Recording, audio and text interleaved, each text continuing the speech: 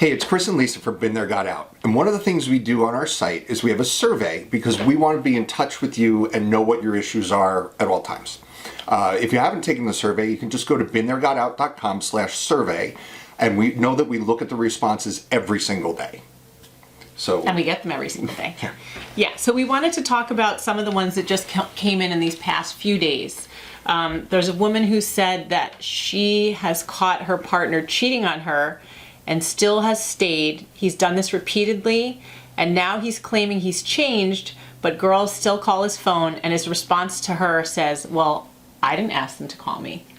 yeah. You love that? Yeah, well, cheating, I mean, you've probably seen our videos on cheating. It's very common in toxic relationships. But, you know, narcissists and other toxic personalities, they're master manipulators. And what happens over time is your sense of normal gets completely twisted. So you see this behavior, which is clearly, from an outside perspective, clearly outrageous. Mm-hmm. You're like, well, you know, you just accept it and it's kind of normal. And that was such a common theme in my marriage, for sure. Yeah, and I thought it was really interesting and so common how this person has completely manipulated the situation. So he's the one that's cheating. He's the one who did something wrong. Clearly, he's still cheating. People are still calling his phone. And he's flipping it so that his partner, this woman who wrote to us, is now, she's the person in the wrong because he's making her perceive herself as being overly jealous, suspicious when she has no reason to be. But it's his fault. He's the one who's still, he's the one who did something wrong. Yeah. So common. And the other thing is, notice too how comments like, I can't do anything about it, these girls still call me, make him appear so desirable. So therefore she also might question herself and think, well, all these other people want him, so I really shouldn't leave because he's wonderful. Yeah, that was common in my marriage all the time. Everybody was always hitting on my wife. According to her. According to her. Right. Yeah, I've seen that a lot.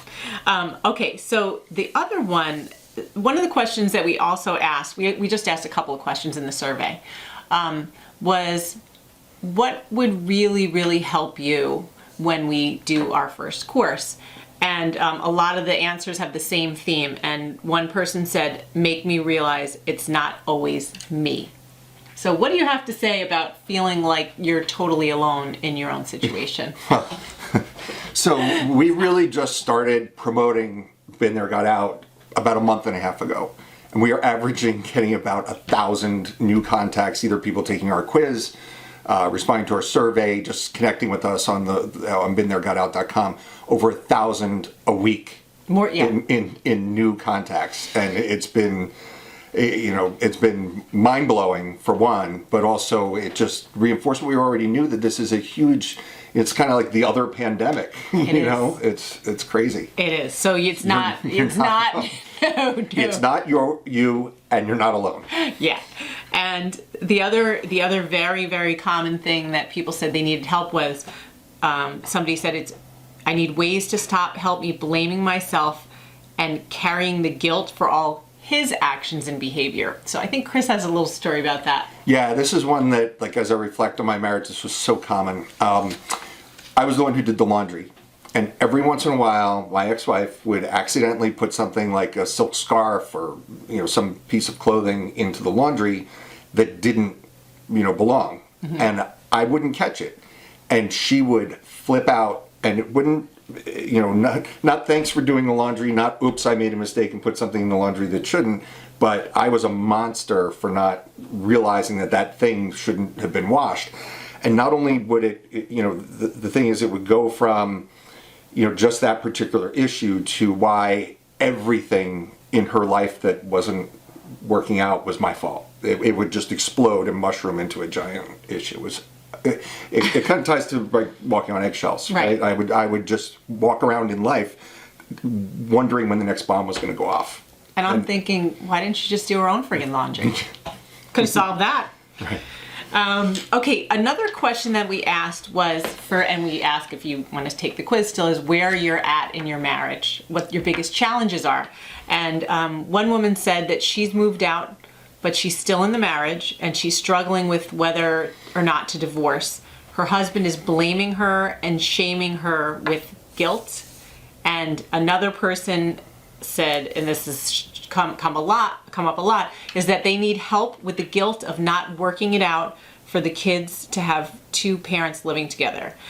First of all, it took me 2 years to get out for this very reason, that my ex-husband was blaming me and shaming me. He can't, with guilt. And he said, you're going to be the one who breaks up the family. The kids are going to know that it's your fault and it's your choice, even though he's the one who brought it to that point. So I could totally relate to this, and I know a lot of people can.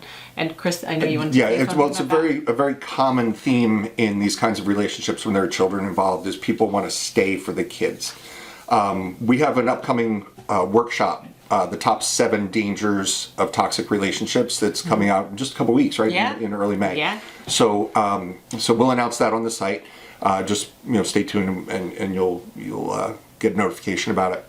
But staying for the kids is a terrible idea for a lot of reasons that we'll get into in the workshop. But the main theme is, if you're in an abusive relationship, the kids are seeing that, and you're modeling that it's not just it's acceptable, but it's normal, and that can really harm them as adults later on.